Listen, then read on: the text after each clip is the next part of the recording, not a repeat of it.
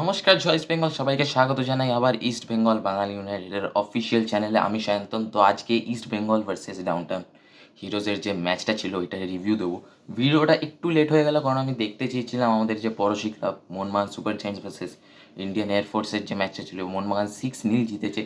তো এটা দেখে আমি একটু আপনাদের কাছে বলতাম যে ইস্ট বেঙ্গলের কী অ্যাপ্রোচ নিয়ে আগামী যে দুটো বড় গেম আসছে, ডার্বি আসছে এবং 14 তারিখে যে এএফসি চ্যাম্পিয়ন্স লিগ 2 এর যে প্রিলিমিনারি রাউন্ডের যে খেলাটা আছে, যে ওতে কী অ্যাপ্রোচ নিয়ে নেওয়া উচিত ইস্ট বেঙ্গলের, ওইটা নিয়ে কথা বলবো এবং রিভিউ তো দেবো। সঙ্গে সঙ্গে কিছু ইনজুরি নিয়ে কিছু আপডেট আছে ওইগুলো দেবো।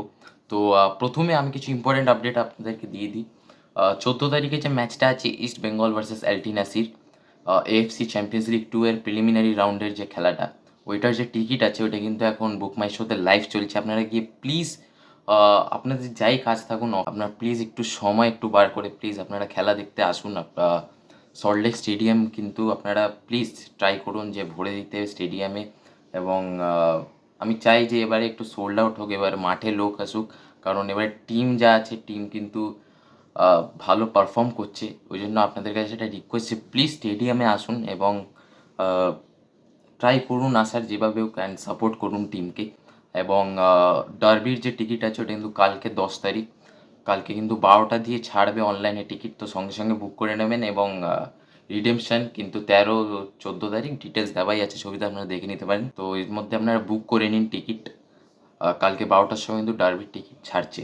তো এবার আসি ম্যাচটা নিয়ে। তো প্রথমে একটু লাইন আপটা নিয়ে কথা বলে নিই। ইস্টবেঙ্গল কী লাইন আপ খেলিয়েছিল। তো একটা 4-2-3-1 খেলিয়েছিল, যেখানে প্রভুসুখান সিং কিন্তু গোলে ছিল।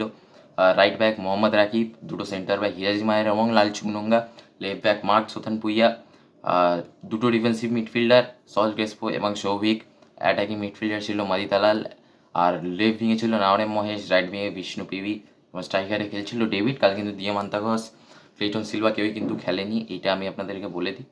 প্রথমে যদি ম্যাচটাকে নিয়ে কথা বলি, একটা ভালো ম্যাচ হয়েছে সত্যি কথা বলতে গেলে। এন্ড টু এন্ড একটা অ্যাকশন ছিল। ডাউনটাউন হিরোজ কিন্তু ভালো ফাইট দিয়েছিল। সত্যি কথা যদি আমাকে পার্সোনালি জিজ্ঞেস করবেন, আমি কিন্তু বলবো যে ইস্ট বেঙ্গল আরেকটু বেটার খেলতে পারতো। কিন্তু আমরা জানি যে এটা ফুল টিম না, টিম কিন্তু এখনো পুরোপুরি ফিট নয় এবং সব প্লেয়ার খেলেনি। দিয়ামান্তা ঘোষ কালকে খেলেনি। দিয়ামান্তা ঘোষ খেললে কিন্তু খেলাটা আরেকটু ভালো হতো, কারণ ফাইনাল থার্ডে আমরা সেই একটু সেই আউটকাম আসছিল না যেমন আগের ম্যাচে আমরা ফার্স্ট হাফটায় দেখেছিলাম। তাও ডেভিড কিন্তু নিজের মতো ট্রাই করেছে, ভালো খেলেছে। এবং মাদি দালাল, ওকে নিয়ে তো ভাই কিছুই বলার নেই, যেভাবে খেলেছে সল ক্রেসপো। অ্যান্ড মাঠটা কিন্তু পুরো একদম সল ক্রেসপো আর মাদি দালালের ওপর দাঁড়িয়ে। এটা আমি দেখলাম একটা, এই ইস্টবেঙ্গল টিম কিন্তু ভীষণভাবে ডিপেন্ড করে হচ্ছে মাদি দালাল এবং সল ক্রেসপো, এই দুটো প্লেয়ারের ওপর ভীষণভাবে এই ইস্টবেঙ্গল টিম কিন্তু ডিপেন্ডেন্ট। এবার সেটা ভালো জিনিস না খারাপ জিনিস, সেটা আমরা আগামী দিনে আরও যত ম্যাচ খেলবে সে আমরা বুঝতে পারবো যে টিম ডেপথ কতটা কতটা ভালো খেলতে পারে। এবং কিছু প্লেয়ারকে নিয়ে একটু কথা বলে নিই একটু প্রথম থেকে ধরে ধরে। মোহাম্মদ রাকিবের ভুলেই কিন্তু আজ গোলটা হয়েছিল ডাউনটাউন হিরোজের। আমি বলছি যে মোহাম্মদ রাকিব যদি এরকম যদি সিলি মিস্টেক্স করতে থাকে সবসময়, এটা কিন্তু যখন বড় যেমন ডার্বি, এএফসি কাপের যে এএফসি চ্যাম্পিয়ন্স লিগ 2 এর যে ম্যাচটা আছে এইগুলোতে যদি এরকম ভুল করতে থাকে তাহলে কিন্তু অনেক বড় প্রবলেম হবে, সেটা দেখা। এবং মার্ক জোথেন ভুইয়া যেইভাবে ও শুধু ডিফেন্সে একটু প্রবলেম হয়, আগের ম্যাচে বলেছিলাম, কিন্তু ভাই যেইভাবে ও মাঝ মাঠের সঙ্গে লিঙ্ক আপ করছে, মাহেশের সঙ্গে লিঙ্ক আপ করছে, এটা একটা দারুণ সাইনিং। আমি আগের ভিডিওতেও বলেছিলাম যে মার্ক জোথান ভুইয়া কিন্তু প্রত্যেকটা ম্যাচে কিন্তু ও নিজের সব উদার করে খেলছে টিমের জন্য, এটা কিন্তু একটা ভালো জিনিস। এবং সল ক্রেসপো মাইদালকে নিয়ে ভাই কী বলবো, ওরা তো ভাই এই দুজন এখন হচ্ছে মেন ভাই, একদম খাম্বার মতো, দুটো খাম্বা ইস্ট বেঙ্গলের। ইস্ট বেঙ্গলকে মেন টিমটাকে ধরে আছে ওরা, এই দুজন, Saul Crespo R মাদিতা Lal.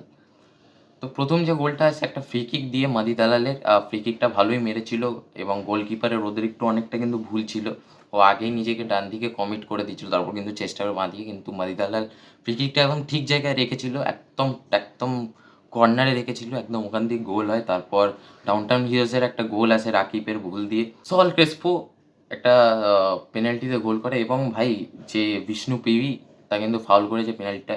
And ওইটা যে আপনি দেখবেন স্পেশালি ওই গোলটা, সল ক্রেসপো এখন দেখতে গেলে আমার মনে হয় যে আহমদ জাহু পর কিন্তু আমি আবার একজন সল ক্রেসপোর মতো একজন প্লেয়ারকে দেখলাম, যে একটা টিমকে পুরো নিজের হাতে কিন্তু কন্ট্রোল করে, পুরো খেলাটাকে নিজে কন্ট্রোল করে।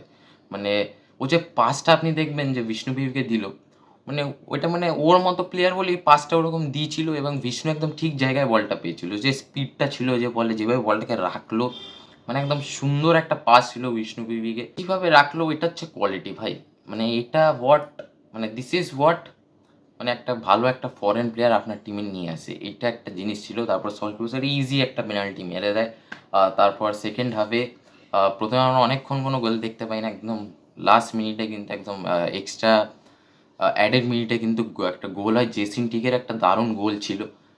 যেইভাবে কন্ট্রোল করলো বলটাকে, মানে সুন্দর একটা ফিনিশ। এবং জেসিং টিকেকে আরও চান্স দেওয়ার উচিত। ও ওই 10-20 মিনিটেরও প্লেয়ার না, ও কিন্তু মিনিমাম ওকে যদি 30-40 মিনিট একটা খেলানো যায়, কিন্তু দিয়ামান্তাকাস, ক্লেইটন সিলভা, ডেভিড এরা থাকতে জেসিন টিকে কতটা টাইম পাবে আমি জানি না, কিন্তু ওকে টাইম দেওয়ার উচিত। কারণ ডুরান্ড কাপ ওর জন্য একটা বড় অপরচুনিটি, জেসিন টিকের জন্য নিজেকে প্রুভ করার জন্য। নিজে প্রুভ করছে, ভালো খেলছে, সিএফএলেও ভালো খেলছে, সিনিয়র টিমে ওর প্রথম গোল ছিল, ও কিন্তু ভালোই খেলছে। এবার কিছু সাবস্টিটিউশন যেগুলো হয়, আমি বলি দি ভাই আজাদ ছেলেটা কিন্তু আই থিঙ্ক 80 না হলে 70-80 এরকম মিনিটে নাবে। আর ভাই যে স্কিলটা দেখায়, ওর আরেকটু ডেভেলপ করলে ও কিন্তু অন্য জায়গায় গিয়ে দাঁড়াবে। আর কার্লেস কোয়াদ্রা যেহেতু ও আগে ফর্মার কিন্তু এফসি বার্সেলোনা ইউথ টিমে কিন্তু খেলেছে, ও কিন্তু অ্যাসিস্ট্যান্ট কোচ না কি ছিল আমি ঠিক ভুলে গেছি, ব্যাপারটা জানি না। কিন্তু কার্লেস কোয়াদ্রা কিন্তু যেইভাবে জুনিয়র টিম থেকে প্লেয়ার উঠিয়ে নিয়ে এসে খেলাচ্ছে, এটা কিন্তু একটা অনেক বড় জিনিস।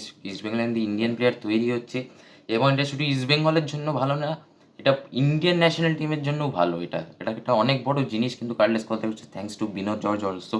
যেভাবে বিনোদ জর্জ স্কাউট করে করে এই প্লেয়ারগুলোকে তুলে আনছে। অ্যান্ড যা স্কিলটা দেখেছিলে ভাই, মানে পুরো স্টেডিয়াম তখন আজাদ বলে চিল্লাচ্ছিল যেভাবে খেলেছে।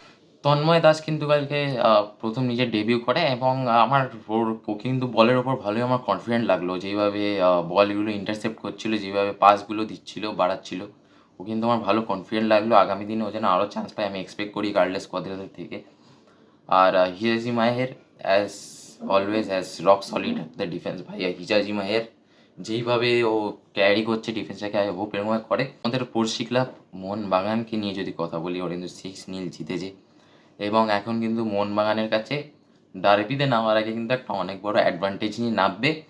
কারণ ওদের যে জিডিটা ছিল, ওরা কিন্তু এখন 1-2 গোল কিন্তু জিডিতে এগিয়ে ইস্ট বেঙ্গলের থেকে, কারণ 1 নম্বরে আছে টেবিলে। এবং ওরা যদি ওদিন ড্র করে বা জেতে, মোহনবাগান কিন্তু কোয়ালিফাই করে যাবে। তারপর ওই যে ইস্ট বেঙ্গলকে তখন কিন্তু ওয়েট করতে হবে যে ওই সেকেন্ডদের মধ্যে কে 1 নম্বরে আছে, মানে যারা সেকেন্ড পজিশনে তাদের মধ্যে কে 1 নম্বরে আছে। ওর মধ্যে যদি ইস্ট বেঙ্গল 1 নম্বরে তাহলে কিন্তু ইস্ট বেঙ্গল কোয়ালিফাই করবে। এটা আপনাদেরকে বুঝিয়ে দিলাম। মোহনবাগান একটা অ্যাডভান্টেজ নিয়ে কিন্তু ডার্বিতে নামতে চলেছে। মানে সত্যি কথা, একদম স্ট্রেট কাট কথা, ইস্ট বেঙ্গলকে ডার্বি জিততে হবে, তাহলে ইস্ট বেঙ্গল স্ট্রেট একদম কোয়ালিফাই করে যাবে, কাউকে দেখতে হবে না। কিছু ইনজুরি নিয়ে কিছু কথা বলে নিই।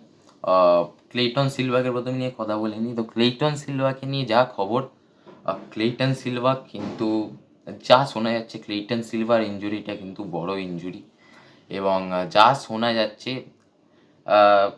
নয় ডুরান্ডের সেমিফাইনাল না ফাইনালের আগে, না হলে কিন্তু আইএসএল এর আগে ফিরতে পারে। এই পুরো টুর্নামেন্টটা কিন্তু ওকে না দেখা যেতে পারে ক্লেইটনকে। এবং তারপর যদি নন্দাকে নিয়ে কথা বলি, যা শোনা যাচ্ছে 14 তারিখ অ্যালটিন অ্যাসিরের এগেনস্টে কিন্তু নন্দা কুমারকে দেখা যেতে পারে খেলতে।